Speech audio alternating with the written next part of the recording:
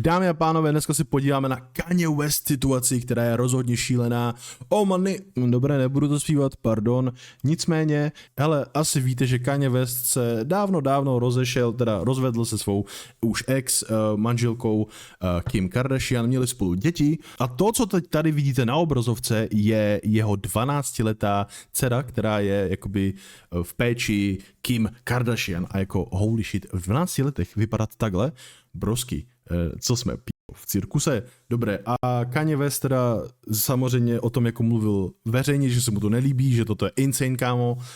A ve výsledku Kanye měl prostě pravdu. Dobré, jdeme se podívat na to proč, jak a co se stalo. Let's go! Alright, ladies and gentlemen, so before this video starts, I just want to say shout out to everybody who actually entered into the Battlefield 6 giveaway that I'm running. To nás nezajímá. Let's go. Because, you know, he was kind of fiending for this game. I actually reached out back to him. And Vražko, ale co to je za promo? Nás to absolutně nezajímá. Let's go. it's down below, TikTok, Twitter, Instagram. And yeah, with that said, let's get into the video. Kim Kardashian and Kanye's daughter, Northwest, 12. Come on, Northwest je jako docela nízký klíč, hard jméno. Docela tough. Sparks concern after fake face tattoos and piercings. Jo, fake face tattoos. Aha, ty víš, by byl reálný, to by bylo trošku crazy.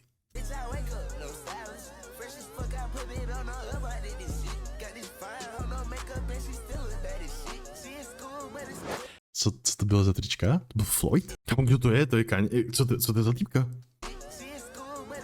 And now people in the comment section are saying, a kid doing kid shit and y'all bugging out. It's ridiculous. Another commenter said, we owe Kanye a sincere public apology. He's been right about everything this whole time. Someone else said, give him back to Kanye. Kanye was right. And by the way, ladies and gentlemen, this video, just for your information, was posted to Kim and Northwest's TikTok. Nice, what the fuck?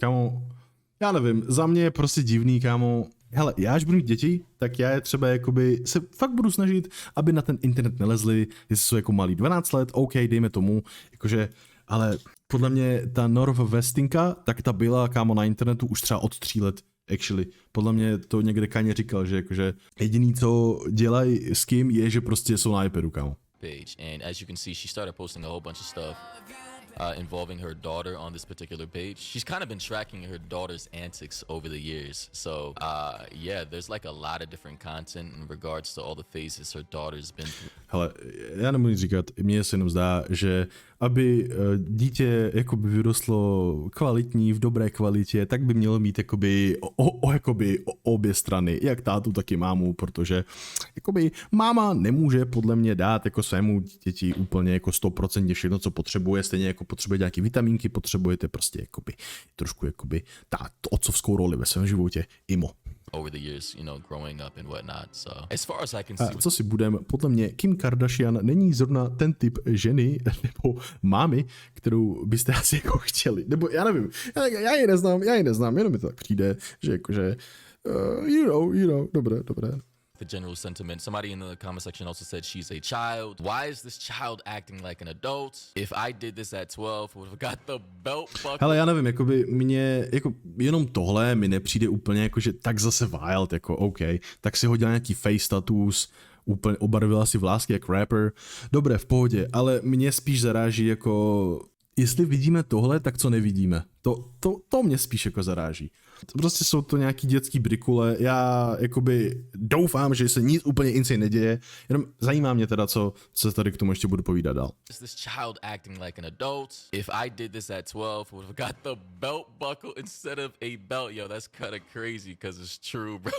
I definitely know my grandmother, the Christian grandmother that I kind of grew up with. If I came home dressed like this, would have been freaked the F out. Jasně, ale tak to jsou jiný prostě rodiny, to nemůžem jako srovnávat. Tam máš, vole, Kim Kardashian, která si žije, vole, v paláci, to je jakože, chápem, OK, asi jiný trošku rodinný praktiky. But yeah, as of lately, you know, it seems like this new look that Kim and Kanye's daughter, Northwest, is sporting has made it into the news cycle. You know, previously in the previous video I made about this situation regarding Northwest and, you know, everything that's been going on. She was... Počkejte, tohle Northwest, kámo? Jí je 12, mi chcete říct 12 let, jakože 1 a 2?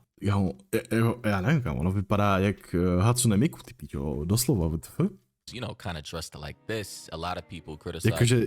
Jakože, OK, tady už začíná být trošku problém. Tady, já nevím, ta hranice je těžká, jako najít, ale podle mě pořád v hlavě, kámo, zvoní ten zvoneček s tím, že prostě ona nemá otcovskou roli v životě. Já nejsem moralista, nejsem ani otec, kámo, ale měl bych takovou dceru, nechtěl bych, aby chodila ven, vole, takhle oblečená, takhle jakože vypadající, sorry, její 12, braško, chillu. The entire internet basically said, you know, maybe a 12-year-old shouldn't be dressed like this. Divný. As you can see, with the type of attire she's wearing, it makes her look kind of older for her age. You know, she has this kind of, I don't know, what do you call it, a corset with an attached skirt, kind of accentuating and holding things up that should not be held up. You know, then we had the internet talking about... Brašku, když mě bylo 12, tak jsem žral písek na pískovišti. Proč ona má korzet? This particular phase she was going through with the blue hair. I guess she likes blue a lot, you know, and the makeup, the contour. Listen, I'm clearly not the father of this child, obviously. I have no children. But it seems as though, and it's very obvious, that Kim Kardashian's influence on her daughter, Northwest Kardashian, is very heavy. You know, you can see how basically, and this is just pure speculation, she's kind of, you know, grooming her daughter to, you know, present herself a certain kind of way. And To bych asi neříkal, jakoby úplně, to nevím, braško, ale jakoby, nebo jako to slovo je docela wild, takhle jako ho hazet jen tak, jako basketbalový míč, ale jakoby to divné, to souhlasím. And that entertainment Hollywood sphere, look, which a lot of people are saying this is like for Halloween. Tohle je trošku crazy, jako ta fotka, já nevím, vy mi ukážete tuhle fotku, já nikdy neřeknu, že jí 12, já řeknu, že jí 22, třeba 23, kámo, chápeš, to je insane takhle vypadat ve 12 I don't know. I really don't know. A lot of people are now saying that, you know, this is kind of going too far, right? This is getting a little spooky, a little freaky. And now we have reports of people actually coming out back to defend Kanye, right? And we actually have this old video resurfacing of Kanye, I think like 2 years ago, complaining about all this before it even occurred, right? Because he saw the little red flags, and this is how that went. Hey, everybody, I just got off the phone with Kim. I told her to stop antagonizing me with this TikTok thing. I said it's never again. I am her father. I know y'all don't respect fathers and the idea of family, and media tries to promote something. I said I'm not allowing my daughter to be used by TikTok, to be used by Disney. I have a say-so. And then when people say, oh, they're going to use this for you in court, I didn't have a say-so on whether or not they went to Sierra Canyon. Most men do not, there's no such thing as 50-50 custody with in society today. That's not even, it always leans towards the mom. Ale to je smutný do píči, VZF. Já nevím, mně je smutno teď. But right now, and I'm happy that you guys got to see just a small piece of what I dealt with. You understand what I'm saying? So yeah, as you guys can see, Kanye had some very strong words towards Kim, the courts, TikTok, and Disney. He didn't want his daughter to be used by all these different platforms. To mě zajímalo, jakoby, já ten lore jako nemám úplně nastudovaný, jak jako used by TikTok, used by Disney. Nechápu. To prosím dovysvětli, Kanye. Mediums and puppeteers to exploit her image and likeness in the media. And as we can see, it's crazy how we're seeing this now in real time. This man, as I always say, when it comes to Kanye in the media, listen, we can all... Týpek je prorok, kámo, on, jakože, chápeš, ten Kanye je nadčasový jak zmrt, on všechno, co řekl, to se do pár let prostě splnilo, jo. A všichni, že he's crazy, a za pár let, who's crazy now? Mám se řekl N-words, dobré. Vypnu kameru, řeknu se tak 10krát, abych jako si pročísil karmu. I'll acknowledge that he's said a lot of and done a lot of crazy shit. It is what it is. But when it comes to his daughter, bro, he's always seemed to be a very overprotective father, naturally. And with Kim is, you know, as powerful as Kanye, if not more rich, I believe at this point in time. She's a billionaire as well via the Kardashians. I mean, hey, what more can you say? Kanye was kind of right, especially with him talking about the TikTok stuff and, you know, I believe... Jo, takhle. Dobrý, už chápu. My bad, jsem trošku hloupej. Kim has taken down a lot of videos, by the way, but yeah, this is the page he's referring to, and I can understand... Pojďme se na to kouknout, Kim and North, ok. Pojďme se podívat, co se tam děje. Dát populární, a zase nějaký nový videjka, let's see.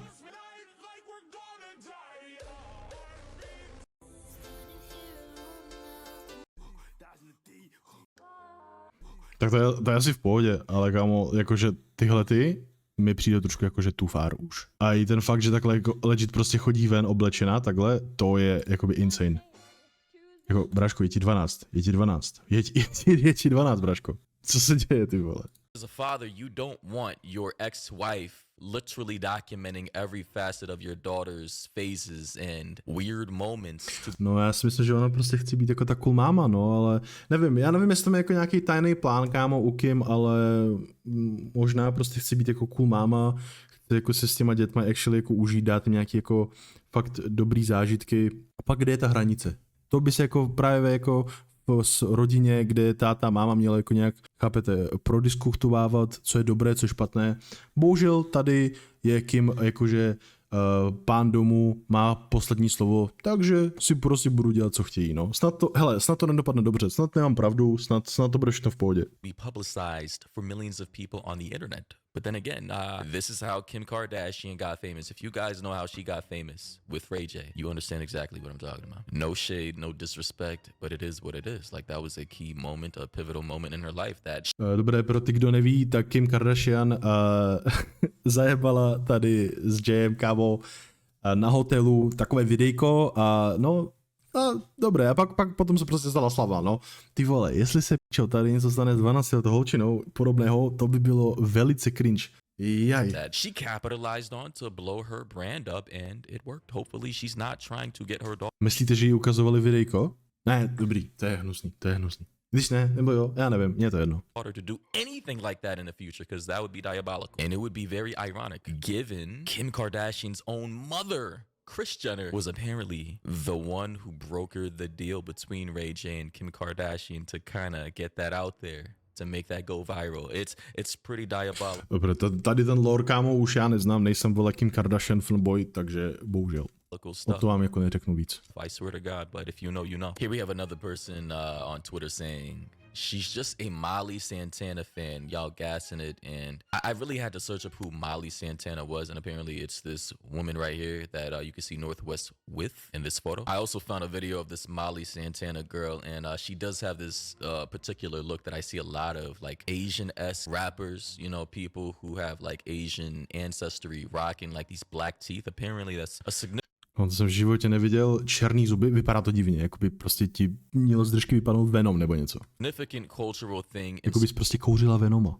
Certain communities, but yeah, you can see, you know, she has like the alt rock, like alt emo type look that a lot of like that's super popular nowadays with like people like Lil Uzi, not Cardi B. I'm talking about Playboy Cardi. You also have rappers like Destroy Lonely that I think she took a picture with. This is Destroy Lonely, right? And rappers like Summers as well, who just like this whole emo rock, alt rock, that whole I'm gonna kill my mom, kill my dad, school shooter type vibe.